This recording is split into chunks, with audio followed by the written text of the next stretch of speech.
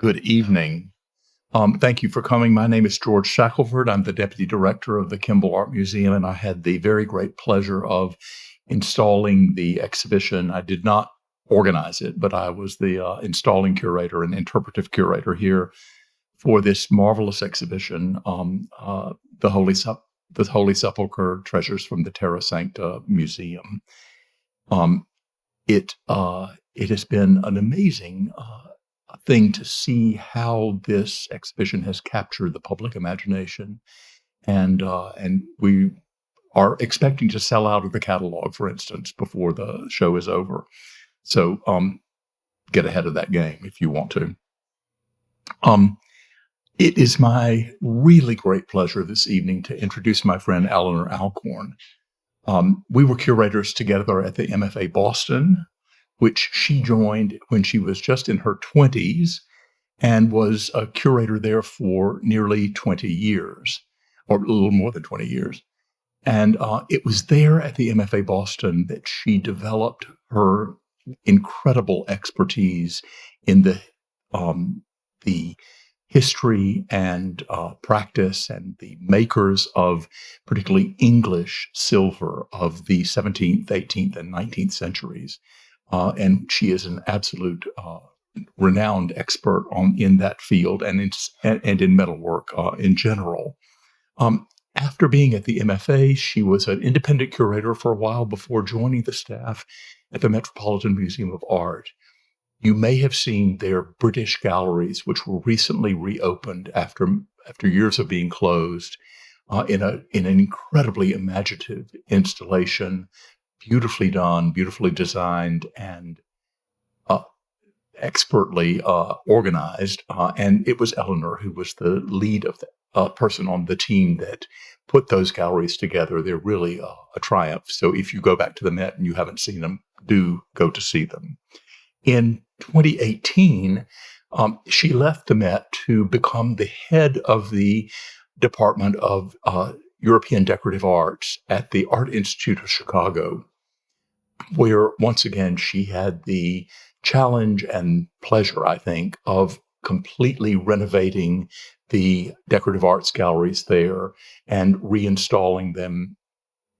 And I have not yet seen those, but every photograph that I have seen tells me that I'm going to love them when I see them in person. She, in 2025, so just last year, she decided to retire. But we are not letting her really rest too much. She was very kind to become one of the voices on our audio guide for this exhibition, and she also agreed to come, as you know, and speak to us this evening. So I hope you will welcome Ellenor Alcorn to speak on Baroque Goldsmith's work, The Kingdom, the Power, and the Glory. Thank you.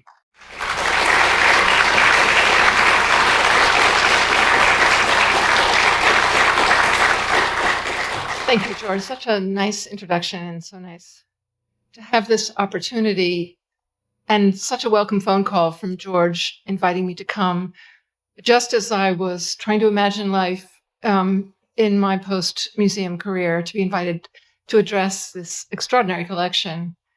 I think there is not an American curator, or maybe a curator all over the world, who wouldn't put the Kimball Art Museum at the very, very top of their list of museum experiences.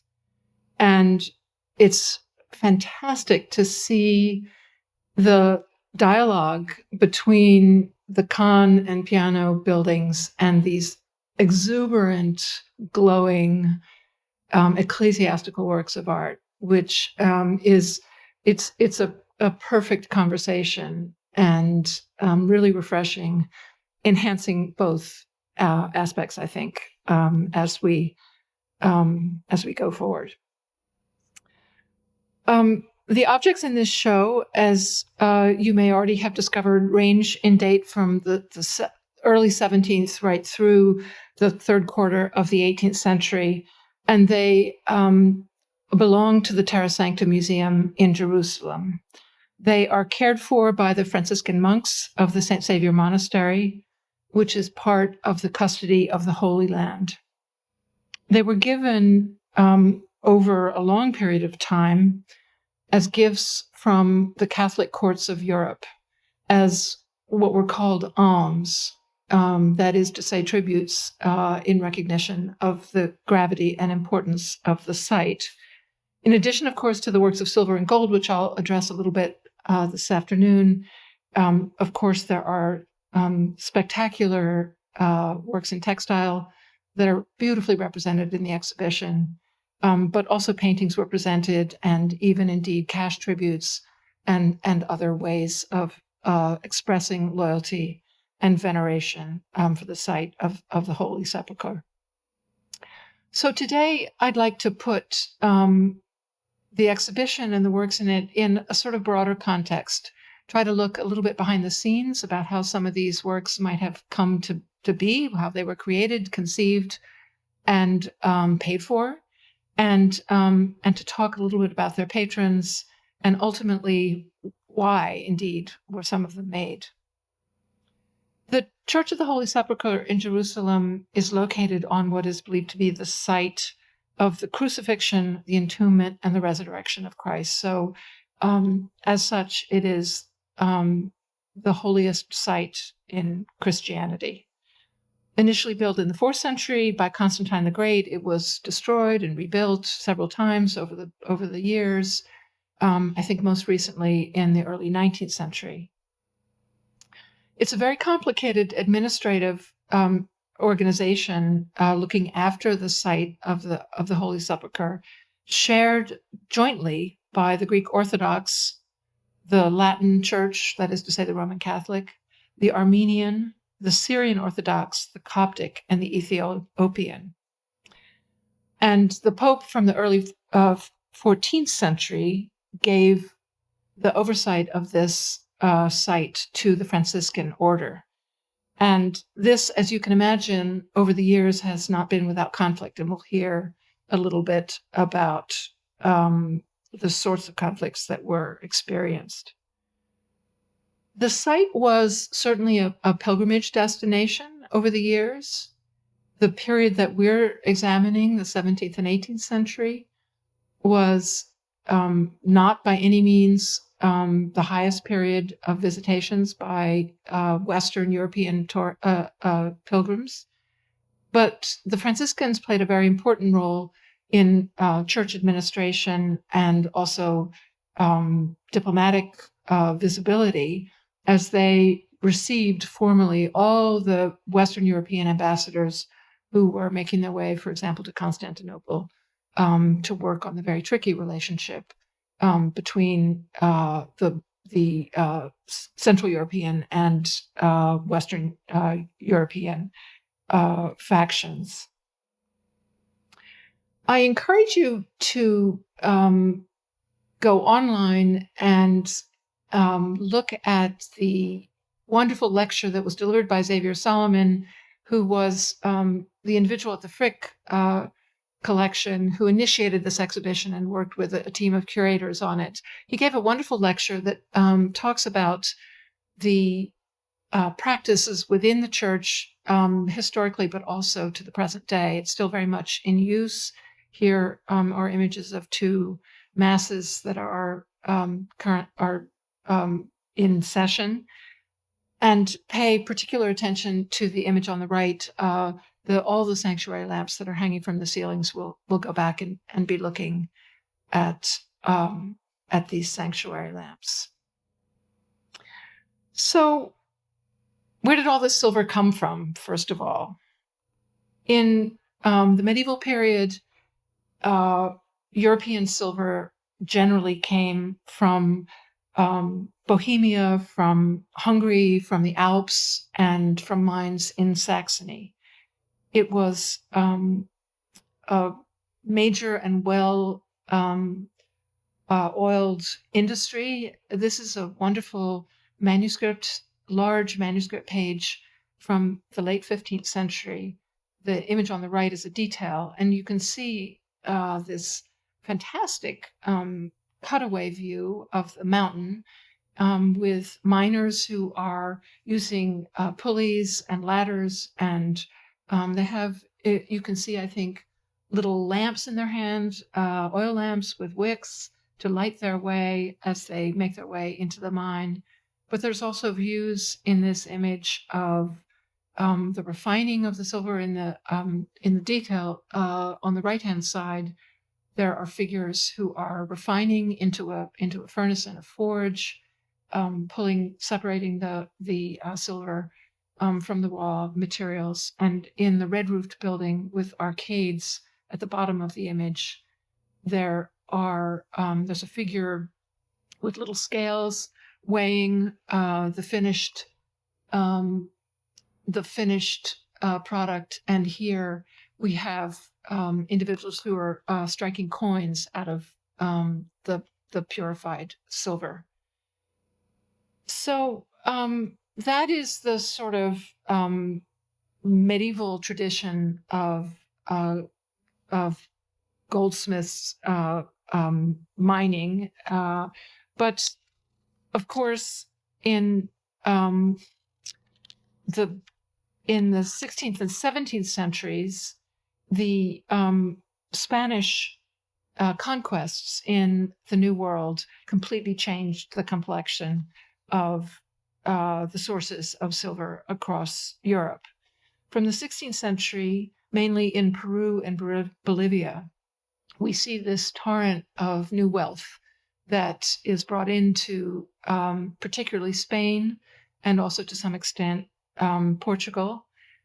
Very sophisticated mining operations, many of which were centered in Potosi in Bolivia. And these are two very late 16th century images, fanciful images, not drawn from observation, but showing the often enslaved or indentured native population who were brought in to work the mines, but also enslaved Africans who were enlisted to extract the raw ore from the mines. So again, we can see here in the cutaway view of this mountain of Potosi, we see the figures with little oil lamps and rope ladders as they climb down into the mountain. And on the right, they are refining, separating out the mountain. From about 1500 to 1800, Bolivia, Peru, and Mexico accounted for over 85% of the world silver and gold that was available. But it was certainly, as I said, a very well-oiled machine. And in the late 17th century, the Portuguese initiated what became a real gold rush in Brazil, where in addition to plundering the ancient treasures that had been created and preserved there, they also opened up new mines to generate new sources of gold. So here we're looking at another image showing the mountain of Potosi with the enslaved Africans in the foreground on either side of that shield at the lower part of the image, and a fleet of ships loaded with ingots setting sail back to Spain.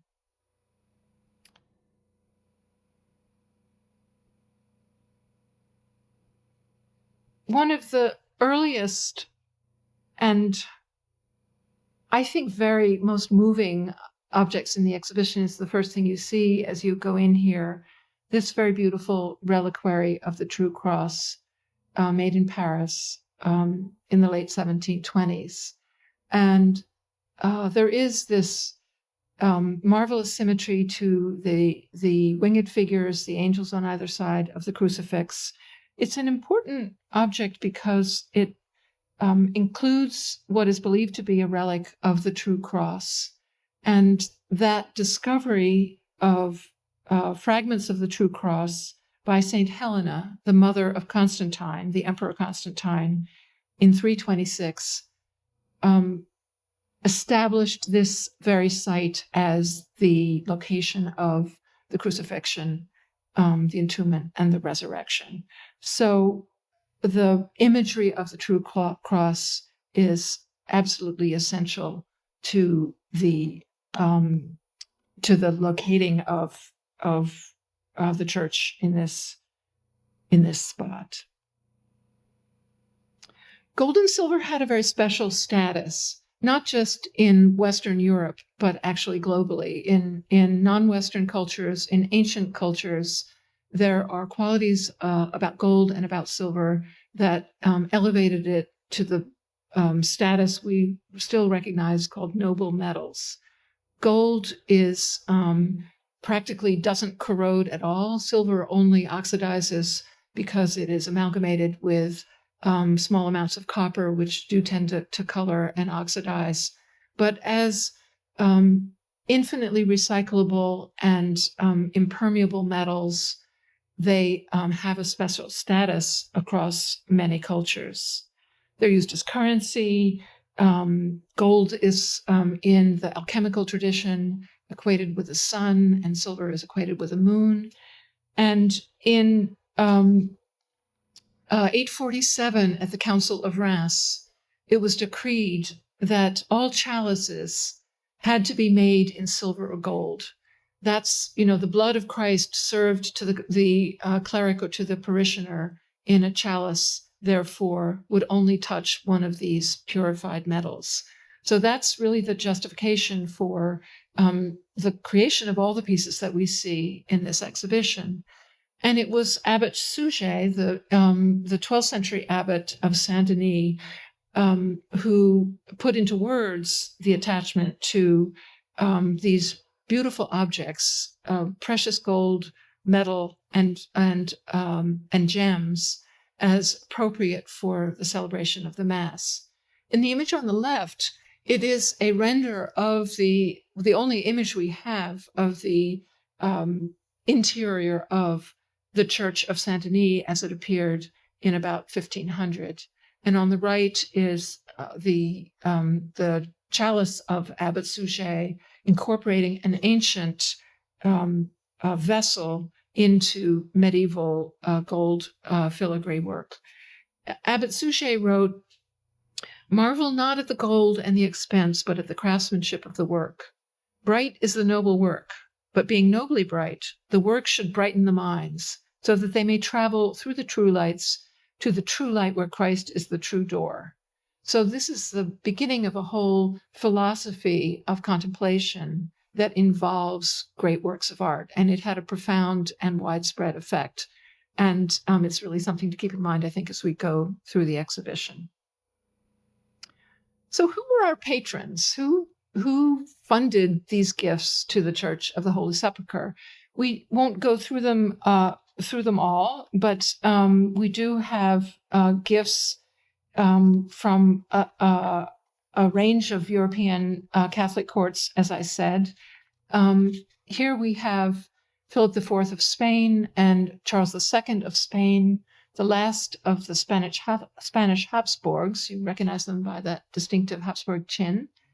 Charles II on the right was the last in the line, as I said, had no heirs, and therefore was succeeded by the French line, the Bourbon line.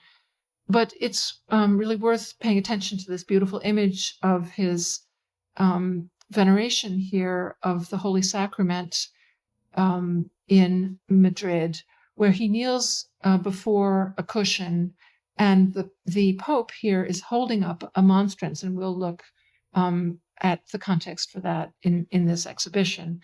This is a moment, not a passing, glancing phase in the celebration of the Mass, but a moment of profound veneration.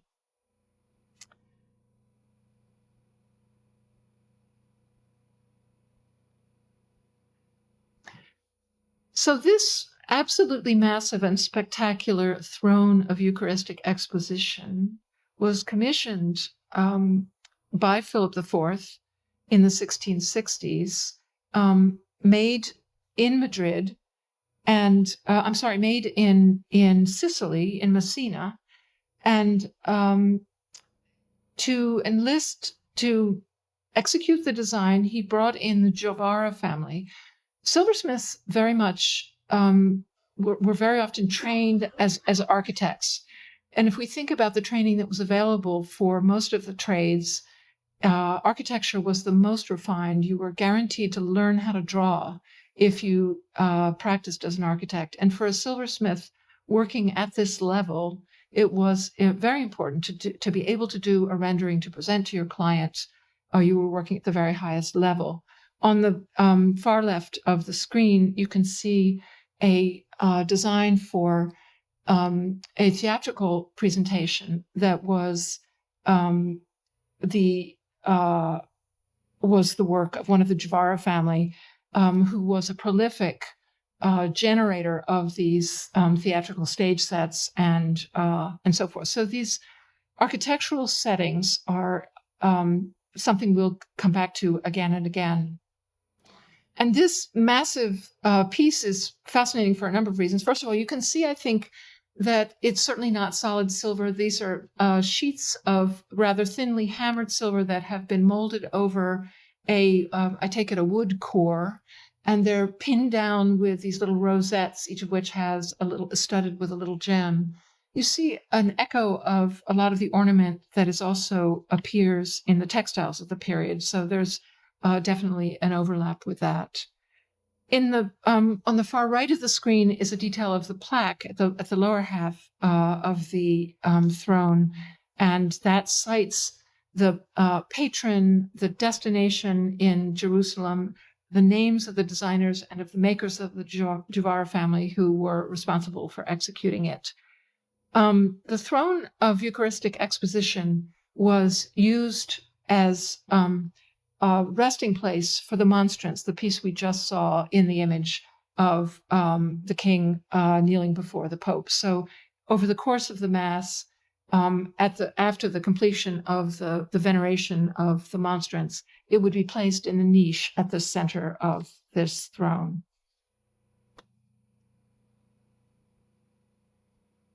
Here you see the practice of Mass in session with, on the altar, the full set of these vases with bouquets of flowers and matching candlesticks, also made in Sicily, in Messina. This was a slightly later commission, and there was a tradition that flowers should be shown on the altar. We think of flowers as table decorations. In this period, they were not on the dining table, but they were on the altar. And in the absence of live flowers for the altar, it was common to have these beautiful silver representations.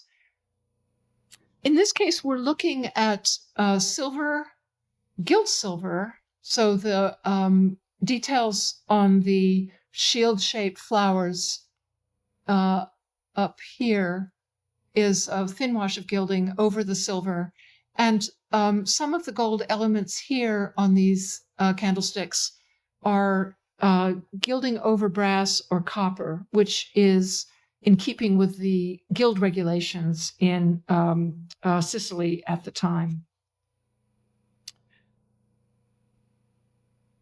So the third patron we'll come back to a couple of times is Philip IV,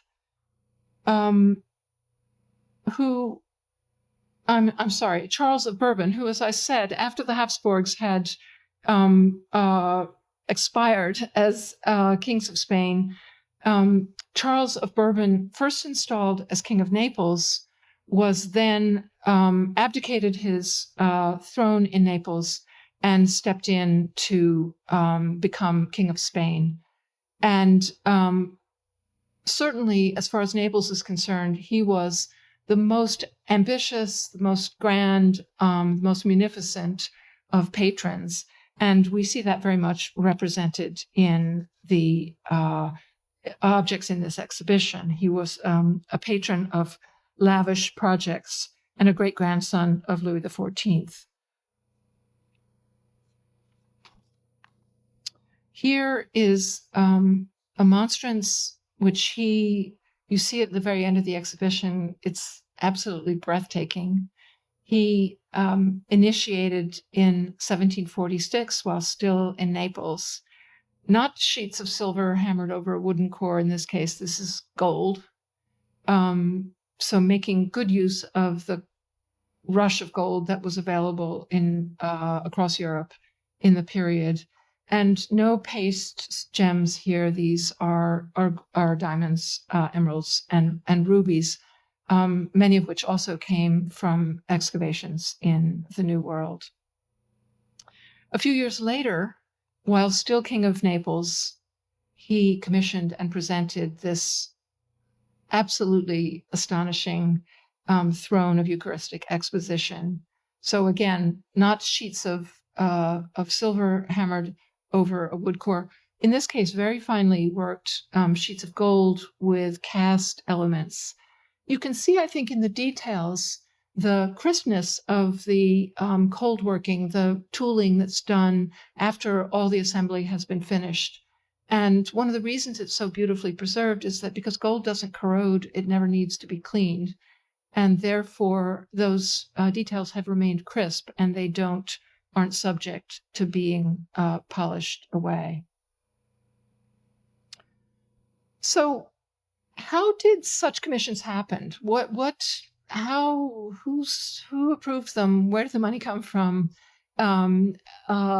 We know a little bit about it. Benoit Constançou, who is the curator who did all the research in the archives in Jerusalem and published many of them in the catalog, has explored that when he's had the evidence, and we'll use this piece as an example. Here we're staying with, in this case, King Charles III, who, as I said, abdicated, became King of Spain. And this enormous and so grand sanctuary lamp. Remember, early on, I pointed out the sanctuary lamps in the chapel at the Holy Sepulcher. This is a commission that was funded by him. The way it worked was that the Franciscans in Jerusalem had representations or commissariats all across the Catholic countries of Europe. The commissariat's job was to let it be known at the court that the church in Jerusalem, the Franciscans, would quite like to have a sanctuary lamp. It would be a welcome gift.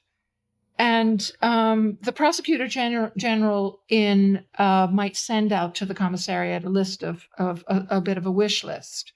And in this case, in Madrid, the commissary general was Jose Hernandez Alejo, and he submitted it to the court of Charles III, saying the Franciscans would quite like a sanctuary lamp.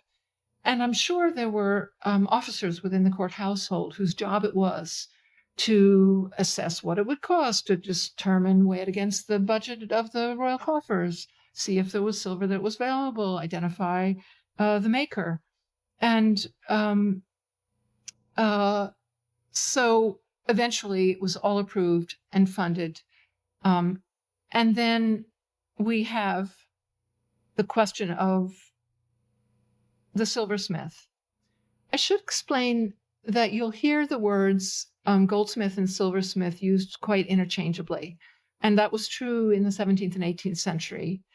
If we're going to generalize, a goldsmith might more often have been an individual who had been trained and tested by the guild that oversaw the trade of his native city. He might own his workshop. He might be a person who also functioned as a banker. He handled these intrinsically valuable materials all the time. So a goldsmith might be a person of higher standing, and a silversmith might be a worker who had special skills. They might be someone who knew how to engrave or how to model or how to make a mold or how to do casting. But that might be more. But in practice, you will hear the terms goldsmith and silversmith used interchangeably. I have a couple images here of drawings not related specifically to the objects in this exhibition, but just to give you a little bit of a feeling for how it might have been behind the scenes. And here on the left is a design for a vase a little earlier than the lamp we're seeing, but you can understand, I think, the similarity in its profile. And you'll notice that the designer, at the base of the drawing, the designer has sketched a little cutaway view of the section of that vase to show you how it's faceted. And that's the kind of first thought that a designer might have when talking to their representative from the court. And on the right, just to give you a flavor of what the Baroque was, how it got into the groundwater across Europe, is this marvelous petite church of the middle of the 17th century in Rome, with the standard vocabulary of the Baroque as it survived across Europe in the 17th and 18th century. You see these classical moldings, strong horizontals across this building, and all drawn from classical antiquity. Vertical columns, very much in the Roman style. But in the Baroque, it's as though it's been put into a vase and compressed. So it's almost broken with the tension of this compression. And that's very much the language that we see across many of these images. I'm going to be very careful touching this. A few more drawings to give you an idea how a goldsmith might work as they're thinking a design through, but also as they relate to their client. On the left, an image of an early sketch as our designer is trying to imagine these figures. He's just working in pen and watercolor. In the center, some options that are being considered. It's a design for a richly molded frame, and you could go the simpler route, or you could go for Baroque and go for Baroque, and have the larger molding as you see at the center. On the right, we have a very large drawing that I suspect is intended for the workshop. So it might be a life-size drawing. It's 15 inches tall, and it might be a drawing that would be given to the silversmith to actually execute as at that scale. So this is the sort of back and forth that might have gone on with the commission of these objects. Again, a few more images. On the left, a very finished and polished design for a candlestick that's been given a gold wash to suggest its final coat of gilding. This might be a drawing that was presented to as a presentation drawing to the client, saying, how are we here? Is this what you had in mind? Or equally, it might be, and similarly, the chalice in the middle, these very finished drawings might be attached to a contract and with specifics about the weight of the final object and the payment for the executing maker. Again, on the right, we see section views of that chalice to show how technical the renderings would have to be to make sure that the client and the executing silversmiths understood what was expected. A silversmith or goldsmith, usually operating certainly at the level we're thinking about today, held a fairly high stature in among the trades. First of all, they're working with intrinsically valuable material, so it's highly expensive. Here, the execution of this is the great French goldsmith Thomas Germain.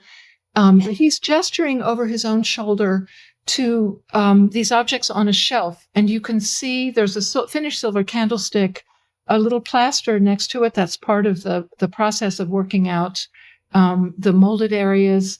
And on the far side of the shelf, on the left end of the shelf, there's a little tiny red wax figure.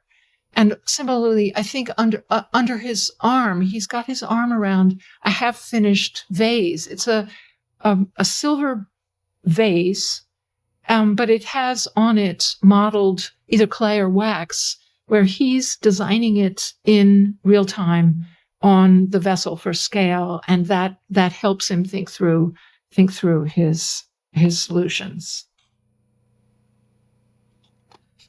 For a piece of this magnitude, we certainly have a highly specialized production. This is really one of the most astonishing pieces in the exhibition, I think. First of all, it's monumentality, but the sophistication of the composition, where you have the resurrection of Christ splayed diagonally across the seam. His arm emerges from the plane of the sculpture itself, and he's against these billowing clouds that are beautifully finished. If you look at them closely in the space, and I think you can see a few of them coming up in a minute. You can see the fine texturing that the silversmith applied. It must have been astonishing in the low light of the Church of the Holy Sepulchre to come across this monumental image on the site where Christ was believed to have been resurrected. We have no documentation, no marks, no indication of who designed it or who made it, but I think very plausibly, on the basis of style, it's been associated in terms of composition with the work of the great Neapolitan painter Solimena. And you can see here two images that bring his work to mind. Here, a few details showing a little bit more of the chasing and he certainly would have had to go to a special workshop, a sculpture workshop, not a typical goldsmith's workshop, for the casting and the execution of a piece of this magnitude. These are two images, fanciful images, three images of 18th century goldsmiths' workshops. And you can see they would not have been equipped to handle casting on this monumental scale. They're casting little tiny ingots. In the image on the center, which is mid-18th century, not so far in date from the Solimena relief that we just looked at, there's all these special skills going on. Individuals who know how to do they're drawing wire, they're engraving, they're raising up a little cup. But to execute a monumental casting on that scale, there must have been a bronze sculptor also involved, someone who had the furnace, the mold-making expertise. And interestingly, there's really no documentation to indicate who that might have been. Staying on the subject of monumentality, these enormous and really spectacular torchères or candlesticks, you see them in the show, have a fantastic story behind them that sheds light on the vulnerability of these objects and something really crucial that we'll come back to. So the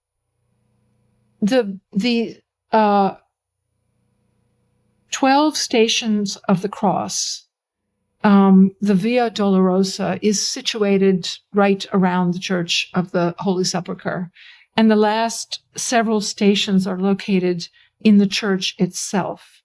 So these extraordinary objects, here you see them in situ and are reminded of the scale, the absolute massive scale.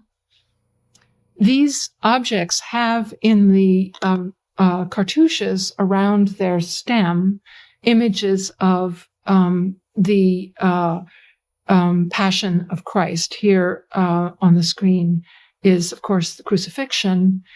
In the Church of the Holy Sepulchre are as I said, chapels dedicated to the last several stations of the cross. So there is a real resonance between the subject matter of these candelabra and their site in the church.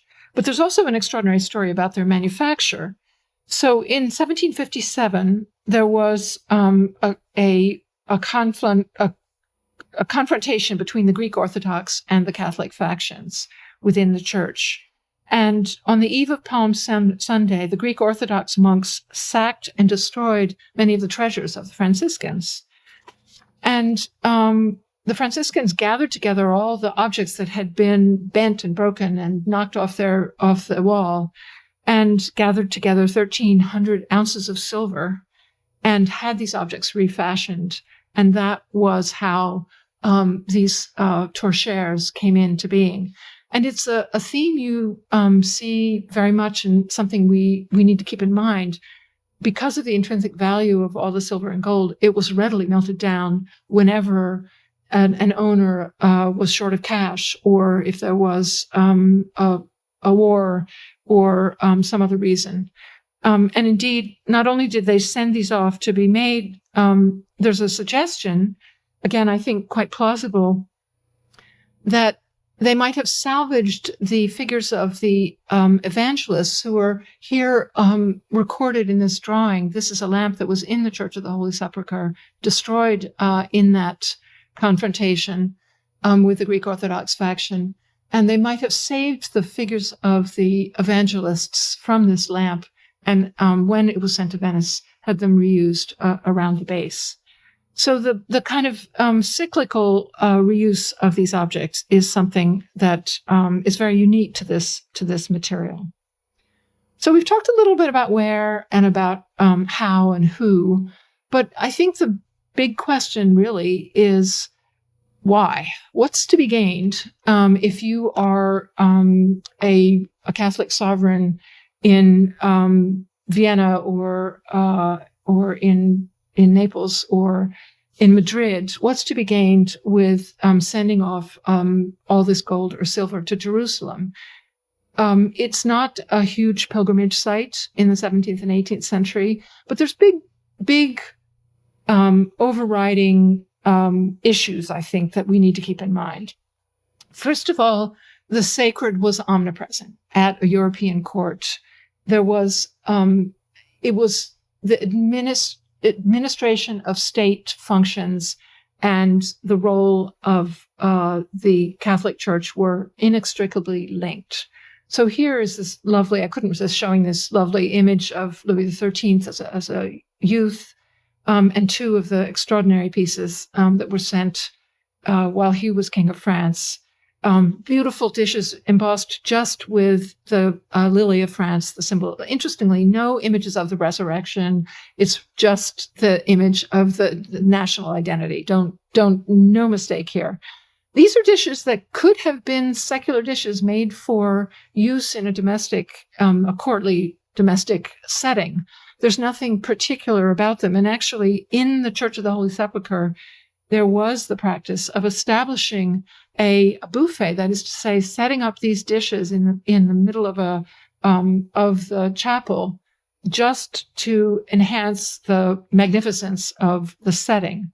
So here we can see two court images of these buffets that, with dishes quite similar, shown not for use or bringing to the table.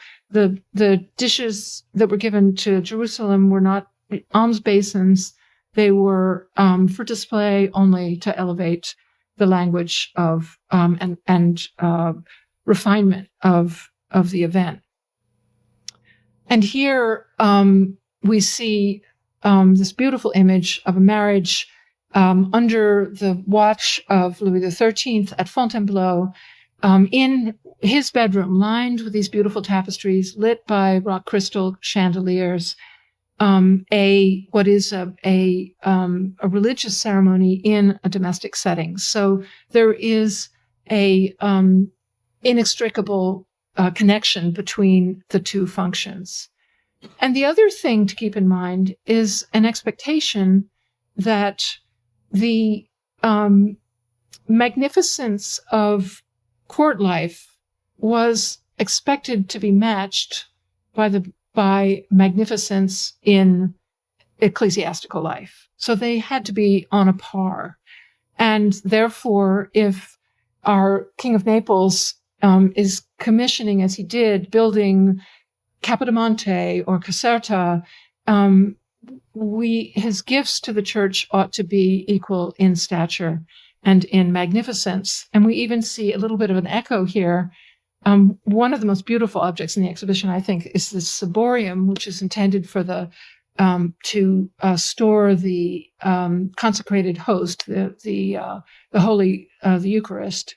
And here, next to it is an image of Louis XIV at table. He's surrounded by members of his court, watching him eat. And there's a distinct echo, I think, of the Last Supper as it's shown on this chalice. Perhaps it's a bit of a stretch on my part, but parity between court life and church life in terms of magnificence was absolutely expected and part of the drinking water, so to speak. Another larger consideration to keep in mind is a very well-established practice of diplomatic gift giving across Europe in the period, going back really to the Renaissance. Diplomatic embassies might arrive with all kinds of gifts, and here we see a baptism. These are two renderings for tapestries, so they're not finished paintings. They look a little rough, but they're monumental renderings eventually to be woven into tapestries. We see here, again, conflating the secular and the sacred on the left, this baptism in a chapel. But if you look behind to either side of that little altar that's set up, you see huge vessels of silver that are arranged there purely for their splendiferousness. And on the right, as a reminder of the magnificence of the court of Louis XIV, this representation of his visit to the workshops of the Gobelins, where he's considering and approving the paintings, tapestries, and also these enormous pieces of silver that did not survive, were melted down, but they were executed. So this is this courtly magnificence that could be matched and should be matched in an ecclesiastical setting. Diplomatic gift giving was a very codified and well-established practice by this period. Here is just one example, again, at the court of Louis XIV. We see him on the left seated where he is receiving ambassadors from the King of Siam. The ambassadors have come with a huge array. They had it down here. They had 300 bales of gifts, including 80 gold and silver pieces. And this was a commercial mission. They were there to entice Louis XIV to establish exclusive trading rights with Siam, and they wanted to show the quality and scale of the objects that could be produced. But gifts from the Catholic courts of Europe to the Church of the Holy Sepulcher fall into that mold. There was a very codified and well-established practice of this courtly gift giving.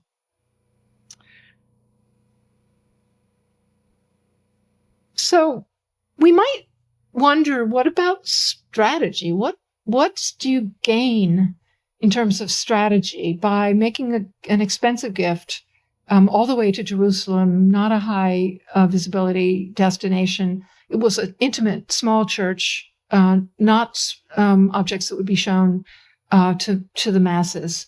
We might look as an example at the commission of King John V of Portugal, shown in this rather grim image in the middle of the screen. And between 1742 and 1750, he commissioned an absolutely lavish chapel of St. John the Baptist to be executed in Rome. So he specified Roman goldsmiths, Roman architects. It's encrusted with gilt bronze and lapis lazuli. You see the sanctuary lamps looking up into it on the right. Everything was executed in Rome. He had it set up in Rome. It was visited by the Pope, who approved. And then it was all taken apart and sent to King John in Lisbon. But he had, I think, an ulterior motive. He was always lobbying to have the Pope bestow on him a title like the one that the King of France had. The King of France traditionally was always known as His Most Christian Majesty. So you see it all the times in documents. It's, Louis XIV, by grace of God, His Most Christian Majesty. And the Spanish king was always called His Most Catholic Majesty. And King John of Portugal wanted very much to be known as His Most Faithful Majesty. And that, in fact, perhaps directly related to this spectacular chapel that he commissioned that was seen by the Pope. Perhaps that was one of the reasons why he did eventually receive this honorary title, His Most Faithful Majesty. So if we go back to the pieces that we are thinking about, here is the extraordinary candelabrum from that commission made for King John of Portugal, the only other one I know at all on the scale of the ones in this exhibition. If we go back to the specifics of some of the commissions here on loan, we might ask ourselves what might be the motive of Charles III of Spain, or as when he was King of Naples before his abdication, what was he thinking in organizing this extraordinary monstrance to be sent? He had a very difficult and rocky relationship with the Pope, who did not respect his Pope Clement XII, did not accept his title as King of Naples. And there was a constant push-pull between Charles and the Vatican. And so we see the commission of this monstrance and then a few years later of the stunning throne of Eucharistic exposition, and followed by the lapis lazuli crucifix, which was an alternative to the monstrance to go into the throne. And sure enough, with the new Pope, Benedict XIV, relations were warmer. And here we see them meeting in 1746 at the Quirinal with a much extended. King Charles had very cleverly in the 1740s negotiated all kinds of very formal relationships with the church, some of which limited the role of the Catholic Church in temporal matters in Spain. So I think he was very satisfied with the agreement that they reached. And not only that, he was recognized and received by the king. So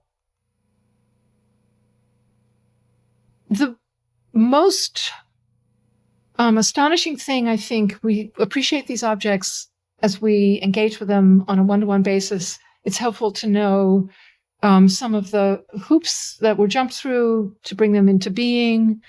But what's hard to imagine, and you have to take my word for it, is how very rare they are. And that, I think, so Alvar González Palacios, the scholar who really brought this whole group of objects first to light, scholars had known about the existence through documents of all these commissions, and they kept running across invoices and bills and correspondence that referred to these gifts over the years. But no one had ever, and I mean really no one outside of the Franciscans in Jerusalem, had seen images of them or knew of their survival. But in the 1980s, Alvar González Palacios, as a young scholar, knocked on the door of the monastery and said, "I don't suppose you have any treasures here?" And they said, maybe. And eventually he was able to see them. And eventually, but it took a long time, they were made known. So this exhibition is an extraordinary thing. He said, just to give you an idea of how rare they are, and here we are looking at this wealth of Italian gold. There's only one other gold object of this period from Italy that has survived. Only one in the world. And he didn't know of the survival of these objects. So it is an astonishing thing that these pieces can be here, can look as wonderful as they do. And I think we can all go into the exhibition with this level of veneration. Thank you very much.